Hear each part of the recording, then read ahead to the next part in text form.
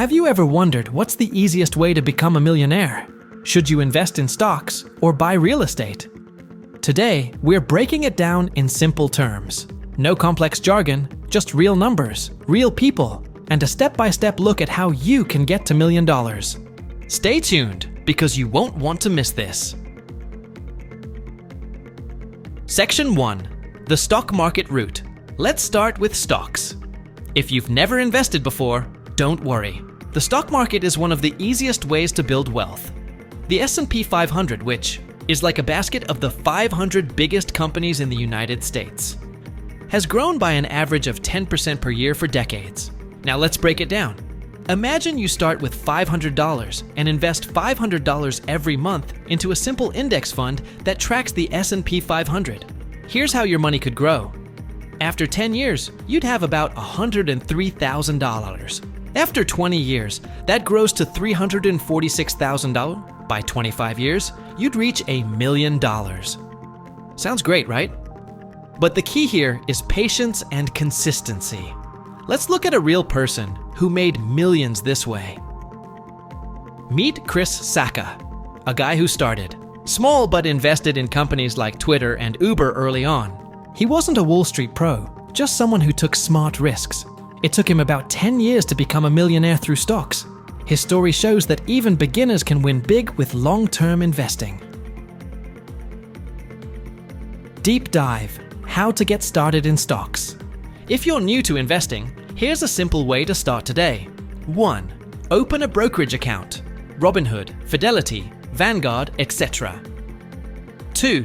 Buy an S&P 500 index fund, like VO or SPY. 3. Set up automatic monthly contributions. Start with what you can afford. 4. Hold for the long term and reinvest dividends. That's it. You don't need to pick individual stocks or check the market every day. The key is consistency. Section 2. The real estate route. Now, let's talk real estate. You don't need to be rich to start. Imagine you find a house for $200,000 and put down $10,000. Just 5% down with certain loans.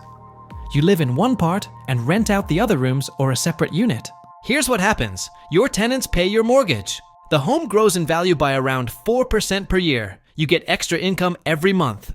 Fast forward 10 years, and that house could be worth $300,000. If you repeat this process a few times, you could hit $1 million in 10-15 years. Way faster than stocks. Real-life real estate example.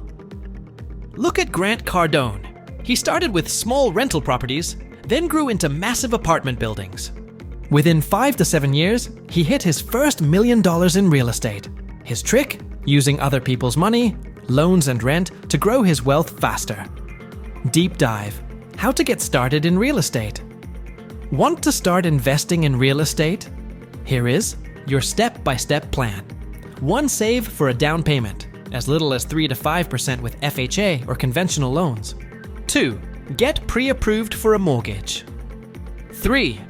Look for a duplex or small rental property. Live in one unit, rent the other. 4. Use rental income to cover your mortgage and save for your next property. With this strategy, you can scale up fast and build wealth much quicker than waiting for stocks to grow. Section 3.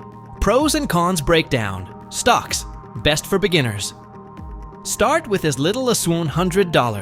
100% passive, no stress, easy to sell anytime. Cons: can drop in value temporarily. Takes 20+ years to hit $1 million unless you invest aggressively. Real estate, best for hands-on investors. Can use other people's money, bank loans and rent. Builds wealth faster if done right. Rental income means money every month. Cons require some money to start, down payment. Property values don't always rise fast. Extra tip: can you combine both? Here's the ultimate wealth building hack. Why not do both? Start with stocks for easy passive growth. Once you have saved enough, use your stock profits as a down payment on a rental property. This way, you're building wealth from 2 powerful sources at the same time. Conclusion: which is better for you? So, which one should you choose?